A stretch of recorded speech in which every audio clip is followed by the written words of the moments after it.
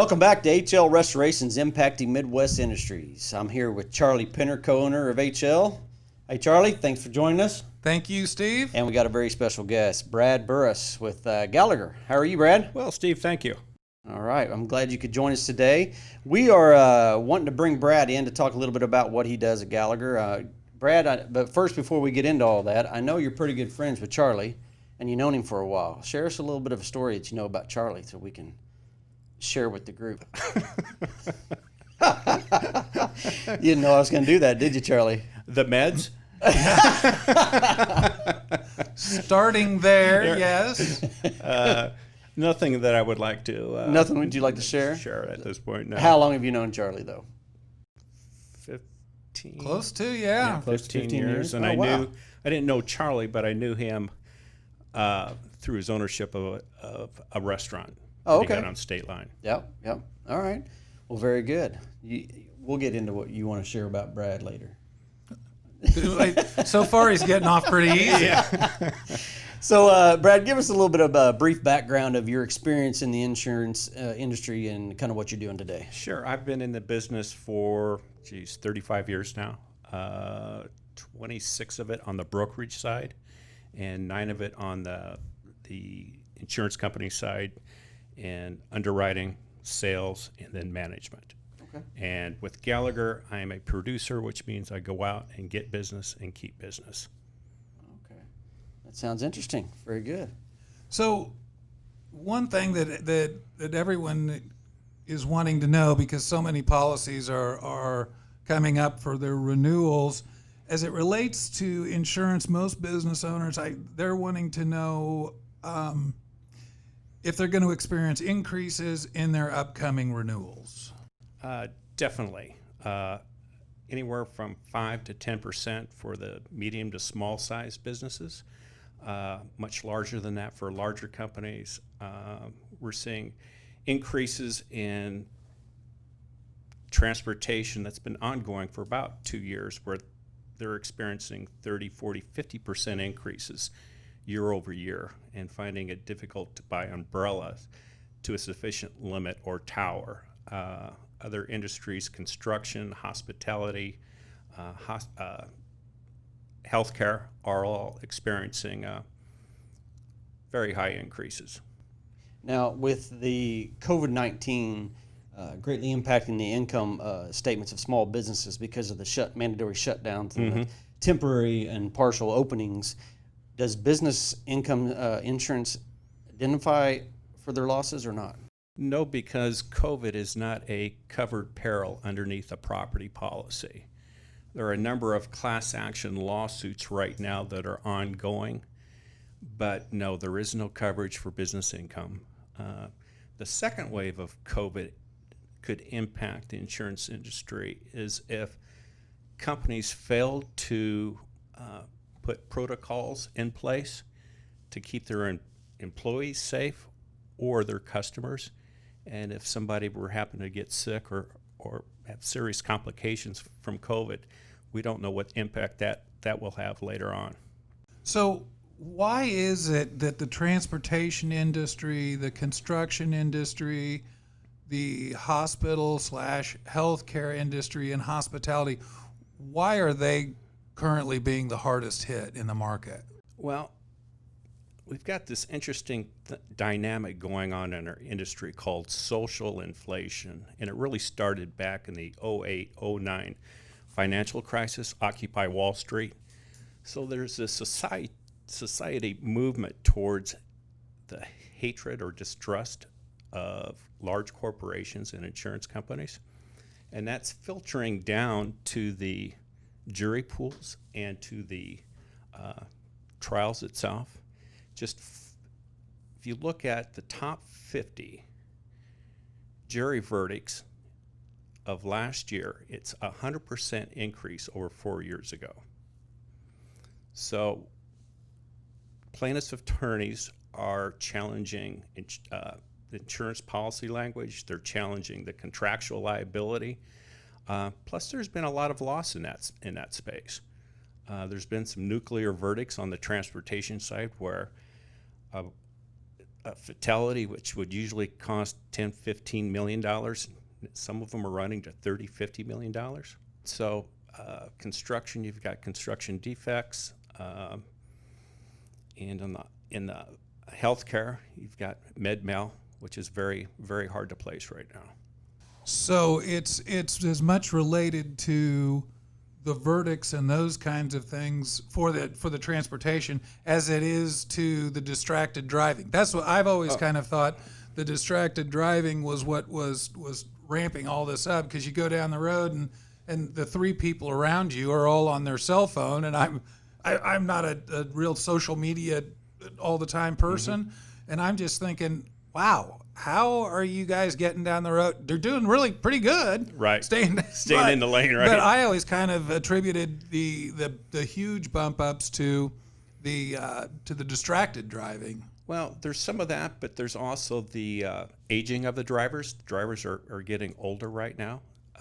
It's hard to hire drivers because a lot of people don't want to be on the road. So who they do hire now isn't necessarily the same type of driver you had 10 years ago.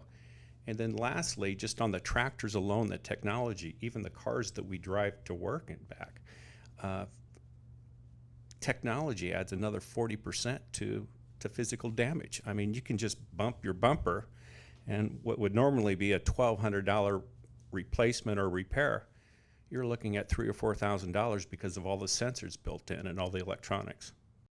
Do you think that this is going to be a short-term correction?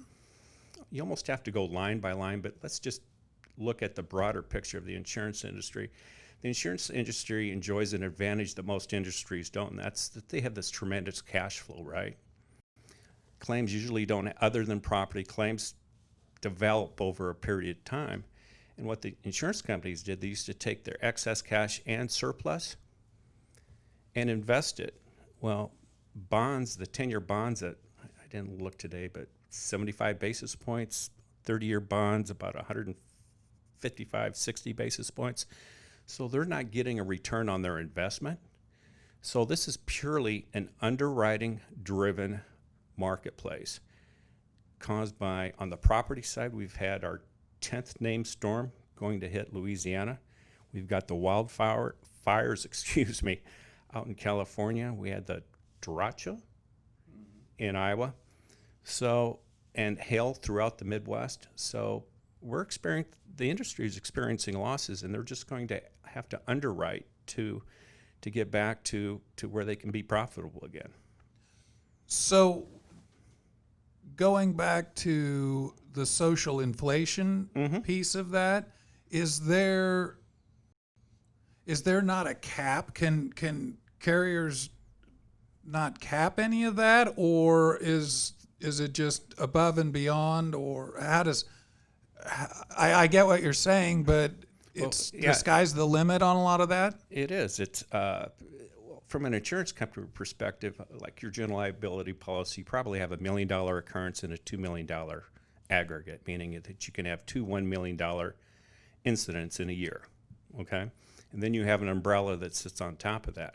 Well, depending upon the type of industry or the type of product that you manufacture, just even the underlying coverage, some of these carriers may be reinsuring some of that exposure. So there's an added or embedded cost to that. And then you start getting up on the umbrella and excess towers. That's where the market right now is really difficult, because there's only so much capital to deploy. And what used to be a large loss, maybe 10, 15, 20 million, now they're 50, 60, 70 million.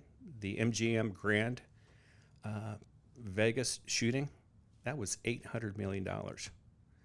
How do you underwrite to that? How do you prevent that? And along those kinds of questions, so what steps as a business owner can you take to either isolate or minimize this impact on your P&L? Both the increase in cost that is coming in order to afford the insurance that's required, and then the losses, should there be any. Right, it's a good question. I think first and foremost, you start at the beginning with hiring practices, being very, very diligent in what you're looking for and trying to acquire the right individual for that job. The second part of it is an ongoing safety program that's part of the culture of the organization, and it's taken very seriously. Those are two ways to help minimize the impact. And the other is making sure that you have proper representation from your agent.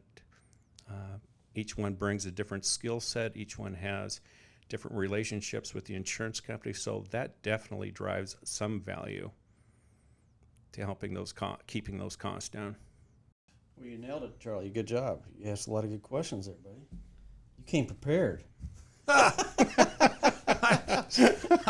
I'm one of these people with the upcoming renewal. I've got all kinds of questions about it. Plus, he's a great note taker. If you've never, I've noticed never that, noticed yes. that. I mean, every meeting we're in, he's got his little notepad and he's writing down everything. So, but I got some fun questions for you, Okay. Brad. You ready? What would you not do for $5 million? Steal. Steal. Oh, there you go. That's a good question. What are you tired of hearing about? The both sides of the political spectrum right now. What two things would you never spend money on? Maybe a second home. Well, that's a tough one too.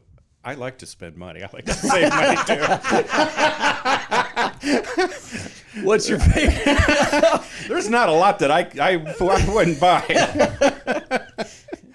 I like this guy.